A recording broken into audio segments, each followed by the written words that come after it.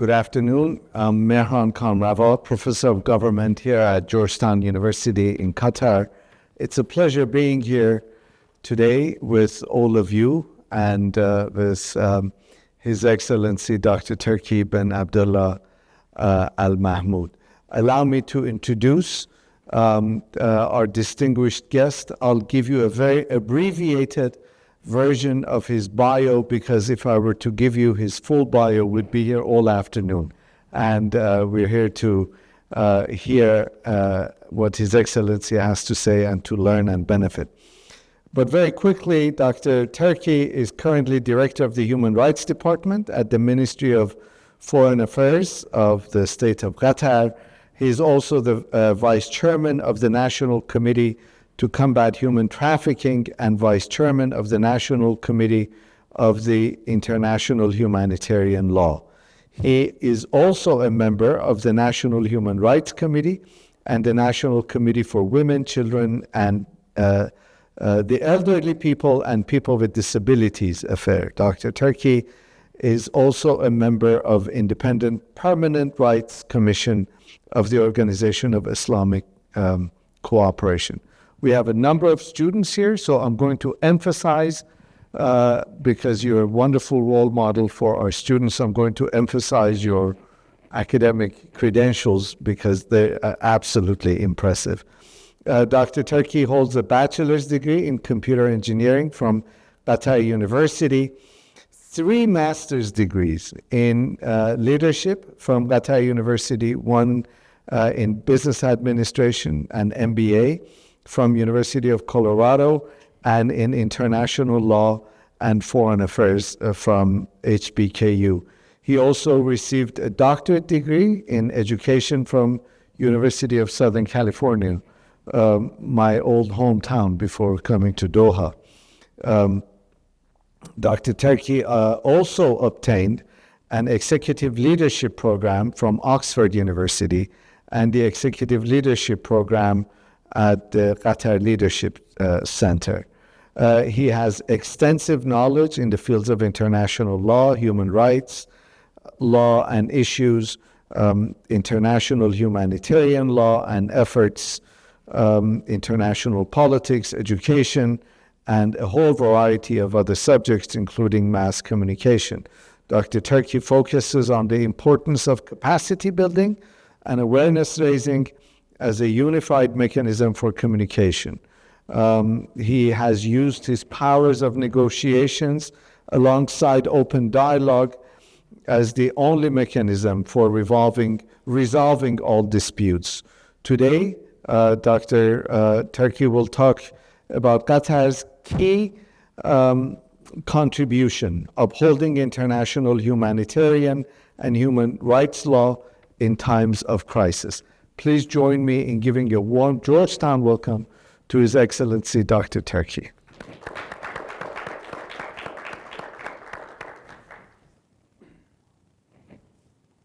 Thank you so much, Dr. Mehran. I'm very happy and pleased to be here at Georgetown University. I'm happy to provide you with my thoughts and my experiences regarding the upholding the international humanitarian law. And also, I will share with you my experiences and the practices of the state of Qatar regarding maintaining and upholding the international humanitarian law. Thank you for this brief introductions.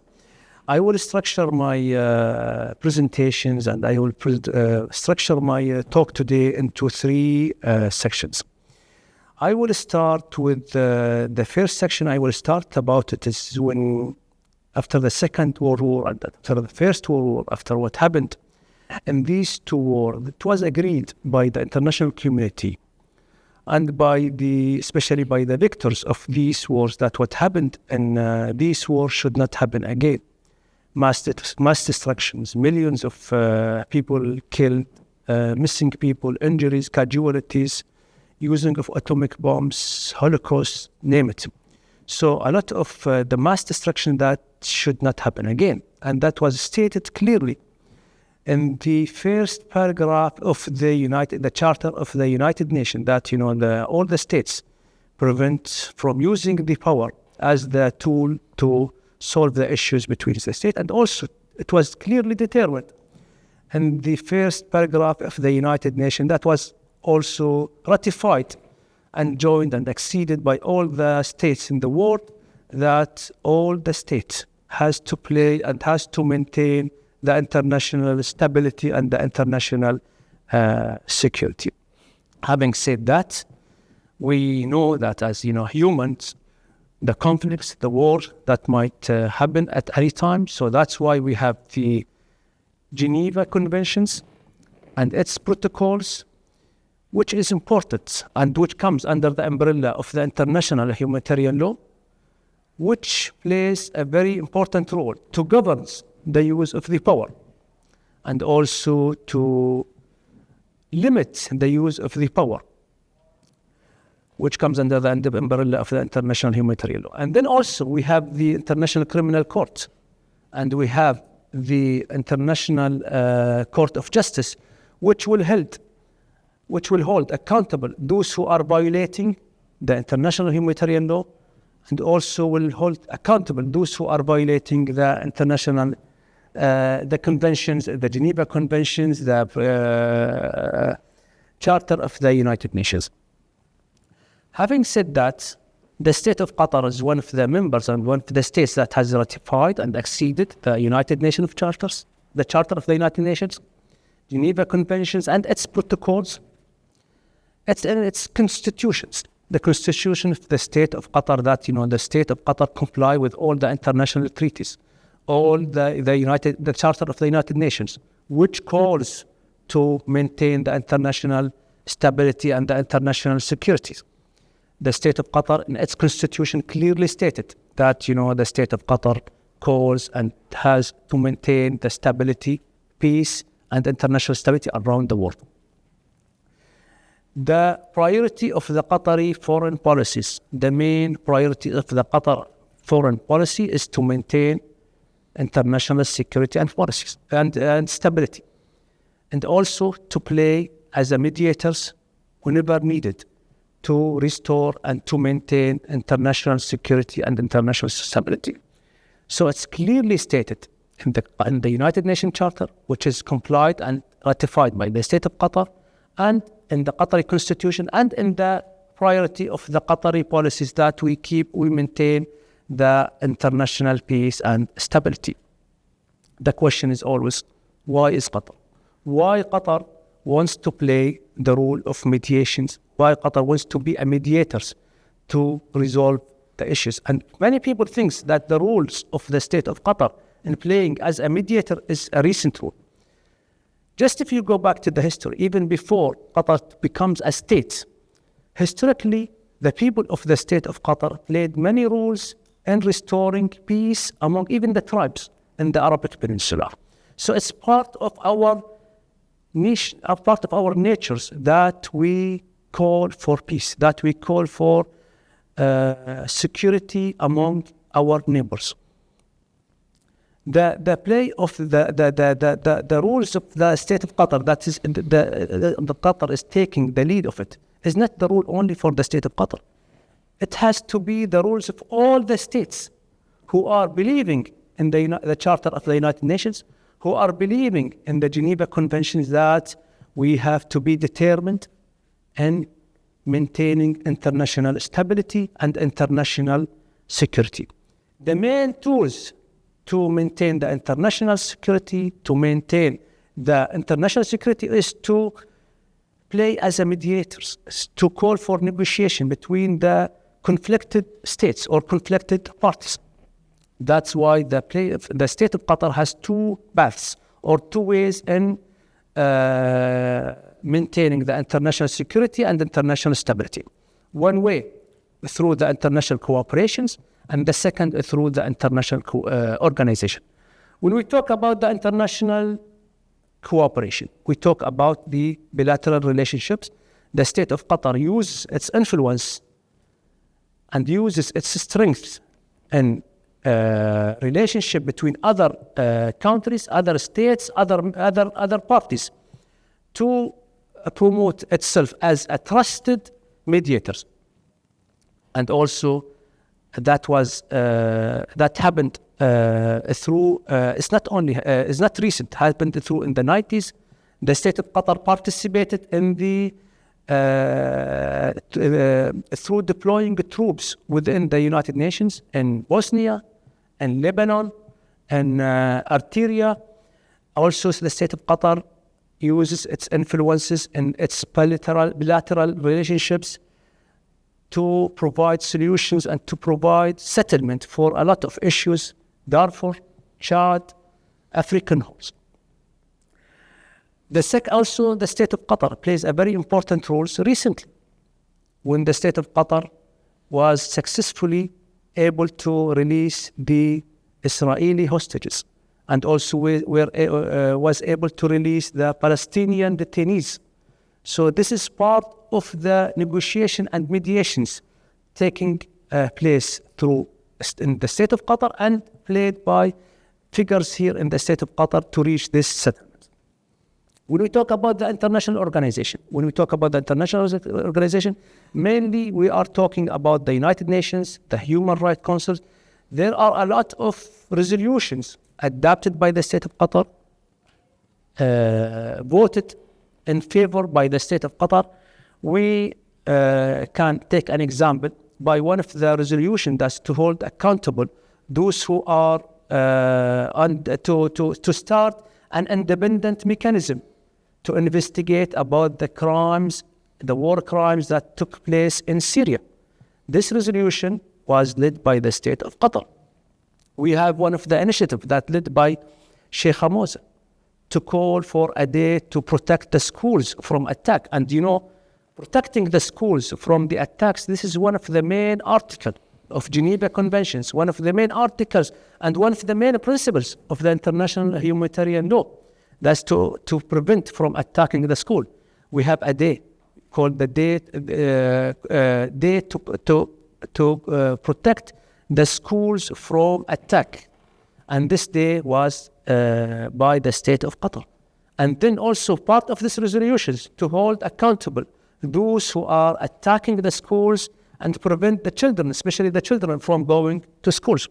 So this is part of the Qatar initiative and part of the Qatar responsibility toward the United Nations, the Charter of the United Nations, toward the international humanitarian law. The main tools that the state of Qatar is taking in reaching these settlement and reaching these resolution is the main topic of our today talks, which is the mediation on negotiation. When we talk about the mediation, there is a legal definition of the mediation, which is it's a diplomatic effort. You call two parties to reach a settlement. But however, there are principles and factors that need to be taken into considerations before conducting the mediations. The first principle for the mediation is, first of all, to have the political will as a mediator to carry out this process, because the mediation process takes a lot of effort, it's very costly. So you have to have the political will to start this mediation. The second principle for the mediation is you have to have the clear purpose and the clear objective of this process. This is, for example, when we have the negotiation between the USA and the Taliban troops, there was a clear objective and the clear purpose of this negotiation, which is with the drawing of the American troops from Afghanistan. This clear objective and the clear purpose was agreed upon both parties. That was easily to reach a settlement between both parties. On the other hand, when we have this now, the current situation between the talk about Hamas and about Israel, we still did not reach clear purpose and the clear objective of this process or the mediation process. Hamas talks about cessation of the hostility, where the Israeli part talks about releasing of the hostages. So that's why it has been for now almost long time that we didn't reach a settlement. The second, also one of the principles for the mediations as a process, it's very important that you have a very political figures or political people who are taking the lead in this process. Without having these peoples, you can't lead the mediation process. And also, in addition to that, these people have to have the knowledge, the information, and the background about all the aspects of this conflict and all aspects of the conflicted parties. They have to have information, demographic information, even the cultural information. They have to have cultural information about the conflicted parties. It's very strong. And also they have to have leadership skills, because there are a lot of leadership skills you have to apply in the process of the mediations. Time management, calming the tensions, negotiation. So a lot of the skills that has to be there within the politicians, figures who are taking the initiative in managing the mediations. Also a very important factors that we need to take into consideration is you have to have the mediations, or part of to have the successful mediation, it has to be a direct communications. That's why you have in the news, you hear in the news that the director of the CIA or the director of the Mossad coming here in Doha for direct talks. It's very important to have direct talks and these communication, because without this direct talks, things might took things might take longer. Things might take messages might not to be delivered clearly. So it's important to have this dialogue or this the negotiation in direct communication. It's very important also to keep in mind keeping the current situation or the status quo as the worst scenario, because also keeping the status quo of the situation, that might also plays a very positive way in calming the tensions between both parties. So it's clear, it's one of the techniques that's always being used, is to call for keeping the current situation or the status quo of the conflicts. It's also very important to keep the mediation process in a very confidential way, because sometimes there is a lot of pressures from peoples, from parties, from states. So these pressures might mislead even the parties, might distract them from focusing on reaching a very clear settlements or clear objectives of these settlements. So this is, in general, I talked about mainly the, first I talk about the United Nations Charter, which stated clearly the objective, one of the objective on the first paragraph, which calling for international security and international peace.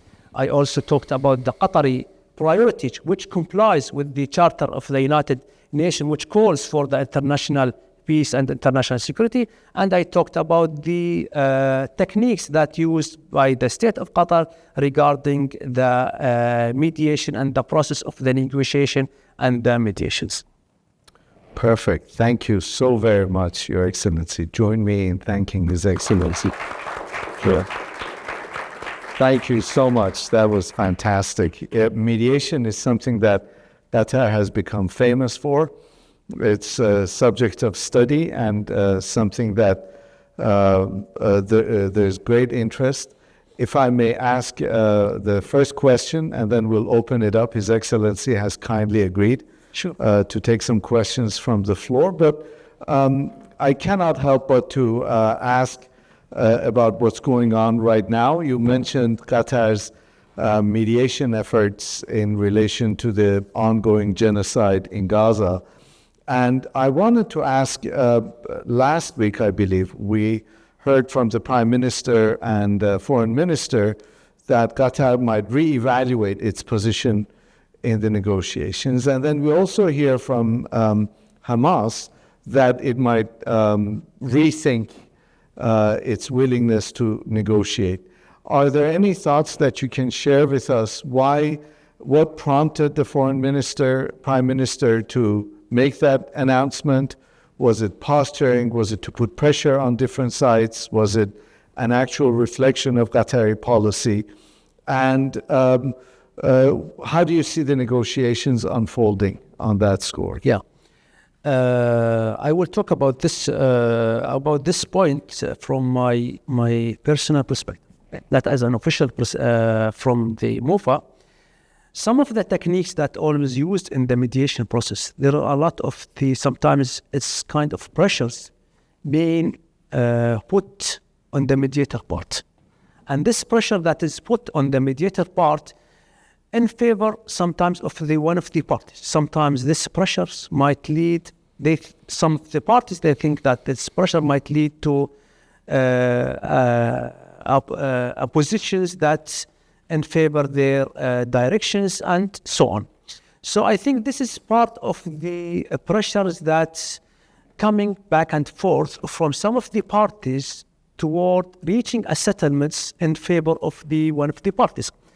This is a technique always used in the negotiation parts, that kind of, putting pressures on the mediator part as thinking that the mediator part has influence in one of the parties. So this is, I think, the rationale behind what was in the news and what was being said by His Excellency the Prime Minister. On the other hand, regarding the position, the Hamas, the Hamas and Israeli, they can't avoid the mediation, because if they don't have the mediations, or they don't have the negotiation through the state of Qatar, will have it through someone else. So they have to reach a settlement. They have to reach a solution for this conflict, because this conflict can't take forever. So if they don't have Qatar, they might have someone. They might have someone else. So it's better for both parties to have Qatar, because I forgot also to mention, one of the principles for the mediators is trusted. Qatar is a very trusted state that does not have any agenda from this side or this side. So this will lead mediation into a very positive or a very successful settlement that we hope to restore peace and restore security into the region. Perfect. Thank you.